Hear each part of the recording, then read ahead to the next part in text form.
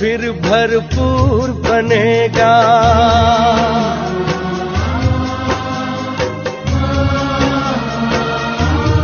ओ भारत फिर भरपूर बनेगा, कोई नहीं कमी होगी। हीरों से आकाश भरा, मोती से भरी जमीन होगी। भारत फिर भरपूर बनेगा। इसीलिए अब हम जागरूक होकर के जो हमने उस माँ को दुख पहुँचाया, चोट पहुँचाया है, अब हम माँ के नाम एक पेड़, जो हमारे माननीय प्रधानमंत्री जी ने एक संकल्प दिया है और उत्तर प्रदेश सरकार की ओर से भी आज से शुरुआत अभियान हो रहा है।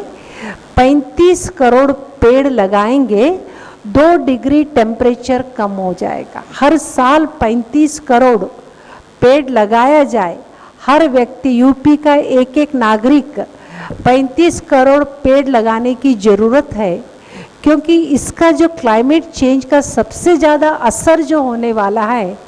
तो हमने एक मीटिंग में अटेंड किया था, तो कहा जा रहा था कि पूरे विश्व के अंदर सबसे बड़े आबादी वाला देश अभी भारत देश, और भारत में भी सबसे बड़ा प्रदेश उत्तर प्रदेश। सबसे ज़्यादा इफेक्ट किस पे होगा? तो हम उत्तर प्रदेश निवासियों, हर एक नागरिक के एक फर्ज, कर्तव्य है। क्यों कहे दूसरे हमें, सरकार कहे तब हम लगाए? नहीं, हम जागरूक इंसान हैं, जागरूक हम नागरिक हैं। जागरूकता की निशानी क्या है? जागरूकता की निशानी किसी के कहने पर नहीं, हम अपने आप जागृत होकर के आज हम संकल्प लेंगे। इस धरती का सबसे छोटा सा बच्चा कौन है? आप घर में देखिएगा, बड़ा बच्चा होता है तो दौड़ दौड़ करके 2 पैर से चलता है। उससे जो छोटा बच्चा होता है ना, वो कैसे चलता है? हाथ से और पैर से। तो सबसे बड़ा इंसान 2 पैर से चलता है। हमारे पशु पंछी कैसे चलते हैं? 2 हाथ और 2 पैर। और उससे भी जो छोटा बच्चा कौन है? वृक्ष है। वो माँ की छाती से हमेशा चिपका रहता है, चिपका रहता नहीं रहता है। तो सबसे छोटा सा सदस्य कौन सा है हमारे इस धरती का? पेड़ है। उसको चलना नहीं आता है, वो क्या है? हमेशा धरती माँ के छाती से चिपका हुआ है।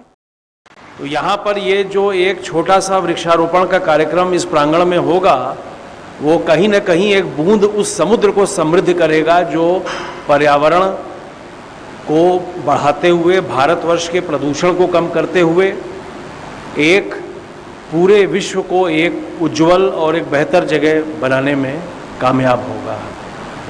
हमारे यहाँ शुरू से ही वृक्षों को बहुत ऊंचा स्थान दिया गया है, और अथर्ववेद में जो भूमि सूक्त है उसमें लिखा हुआ है, सा नो भूमिर वर्धयेद भर्दबाना, यानी हम भूमि का वर्धन करें और भूमि हमारा वर्धन करे।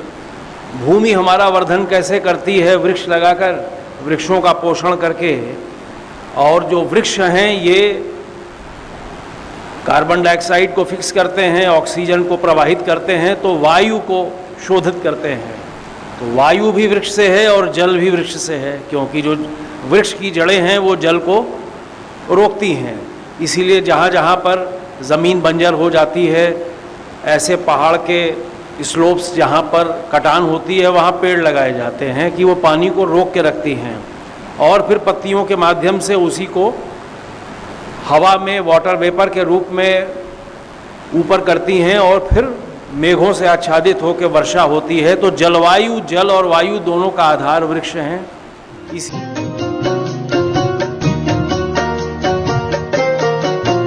हर बालक कृष्ण कन्हैया सा, राधा सी हर बाला होगी। सुख शांति प्रेम पावनता की, वसुधा पहने माला होगी। हर बालक कृष्ण कन्हैया सा, राधा सी हर बाला होगी। सुख सुख शांति प्रेम पावनता की वसुधा पहने माला होगी। नर होंगे श्री नारायण और नारी श्री लक्ष्मी होगी। नर होंगे श्री नारायण और नारी श्री लक्ष्मी होगी।